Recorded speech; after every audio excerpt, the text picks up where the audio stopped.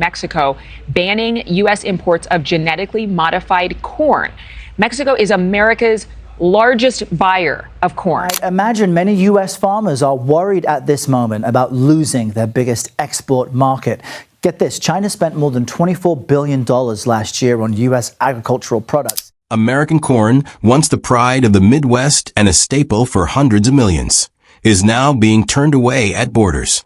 No one thought they'd see the day thousands of tons would be sent back, contracts scrapped, prices crashing. Farmers from Iowa to Indiana are desperate for buyers. Meanwhile, Canada, often overlooked, is quietly taking over. Its corn is cleaner, pricier, and backed by billion-dollar deals with Europe, Japan, and South Korea. As the American dream wilts, Canada steps in to claim the crown. Why is the world rejecting American corn? And if corn collapses, what's next? In states that once thrived on it, each kernel has become a burden no one wants. In Iowa, the nation's biggest corn producer, every acre once felt like gold. 13 million acres of cornfields fed the country's starch factories. Now, corn is worth less than a gas station coffee, under $3.50 a bushel. Some farmers don't even harvest anymore. It costs more than it's worth. Silos are full, buyers are gone, and fields rot. Grain plants that once ran 24/7 now operate just a few days a week. Workers are driving for Uber or delivering food instead. Schools can't afford AC in the summer heat. Parents are out of work. Kids drop out because families can't pay for gas or have to move to find jobs. Once the heartbeat of American farming, Iowa is silent. No harvesters, no trucks, no hope. Someone once said, look at the fields to know a nation's health. If that's true, Iowa is in critical condition. And if the strongest state breaks, what hope is there for the rest? Next stop, Illinois. If Iowa is the heart, Illinois is the lungs. But now it's gasping for air through debt. Once called the land of corn and soybeans, its farmers are selling off tractors, land, even to foreign buyers. Trains that once hauled corn day and night now sit idle for weeks. Fertilizer costs have doubled. Loan rates are near 9%. And soybean prices have dropped to early 2000s levels.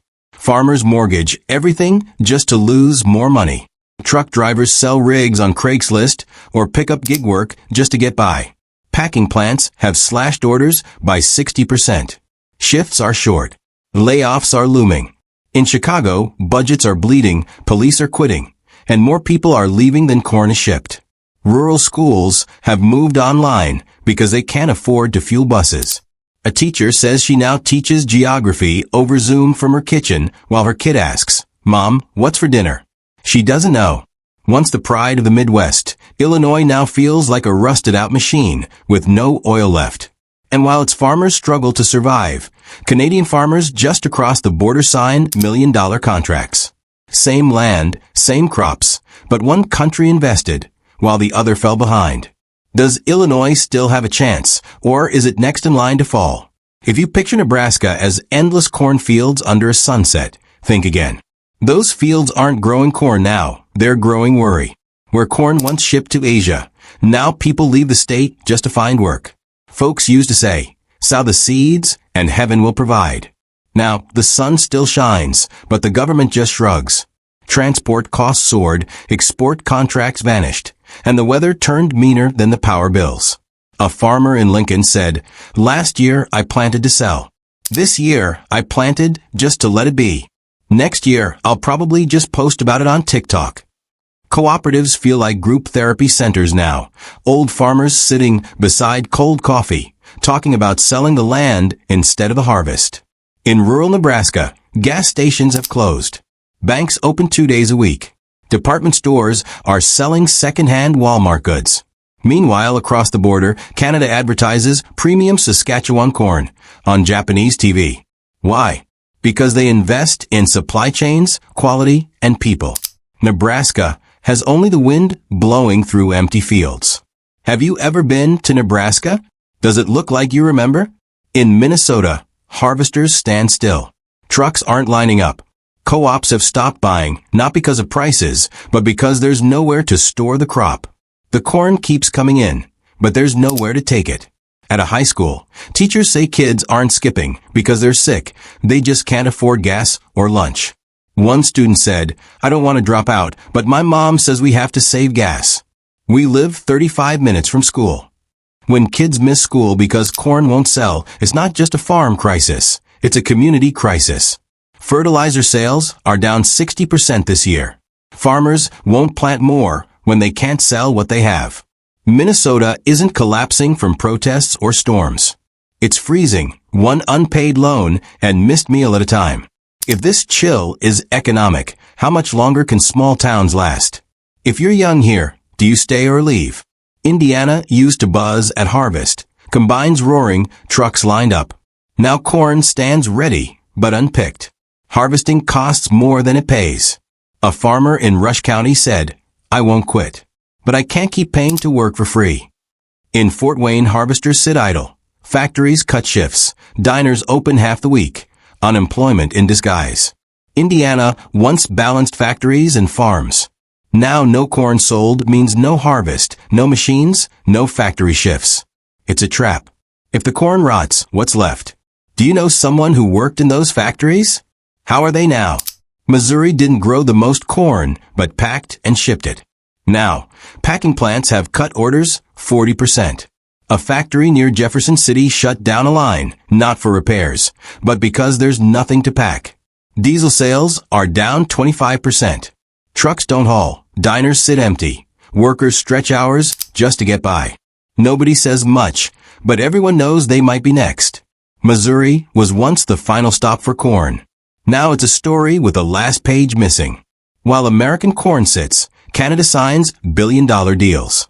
Not because they grow more, but because they're trusted. No GMOs, strict standards, full traceability. They plan for this. They stay neutral, sign stable 3 and 5-year deals with Japan, South Korea, Germany. Buyers stick with them because the supply stays steady. In Ontario, a co-op just signed a $1.2 billion corn deal with South Korea. Normal there, part of a system.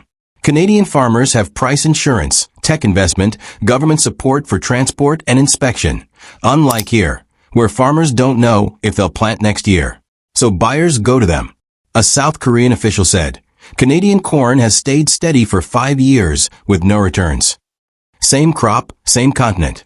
But while Canada signs contracts, we bury corn no one wants. It's not that American farmers don't work hard. They're failed by the system. Canada doesn't do more, it just does it right. Meanwhile, the U.S., once the world's breadbasket, asks, how did we let this slip? Unsold corn isn't just lost money. It's a crack in the system that families pay for. In the Midwest, this is normal now. A dad loses his job when the ethanol plant cut shifts. His wife picks up part-time work. Their eldest drops out of college. Their youngest misses school because there's no gas money. A Nebraska farmer said, "I used to tell my son farming could feed a family. Now I tell him to find something else or leave." Livestock suffers too, corn is feed. Low prices shut plants, spike feed costs, force herd sell-offs. A rancher in North Platte said, "We don't sell cattle to make money. We sell because we have no choice." A teacher in Missouri said, "Kids come to school with old shoes and thin jackets. They don't know trade policy, but they live its effects every day. No protests, just silence." This isn't just a failed harvest. It's a regional recession hollowing towns piece by piece. While Canada signs the next deal, our corn sits. The question isn't when prices bounce back, but how many families will hold on until they do. And us? We hope old ways will work. But trust, like crops, needs tending every year. When China cut purchases, when buyers demanded cleaner grain, we fell behind. Now we miss contracts, unload empty containers, leave fields unpicked. We once set the standard. Now buyers move on to Canada's steady supply, Brazil's scale, Australia's climate-friendly grain. We crossed 6 states, 6 stories with the same theme, loss. Not just crops, but lost trust and purpose. The real question isn't when prices recover, but how families survive until they do. How many more seasons like this before America's farm voice disappears? If you live in farm country or know someone who does, tell your story. This isn't just news, it's real for millions. Who's to blame? Bad policy, bad markets, or our own indifference? If corn falls, what's next? Soybeans, milk, cattle, or the hope of an entire generation? This was just the beginning. Hit that subscribe button and buckle up. Digital Garage has so much more in store.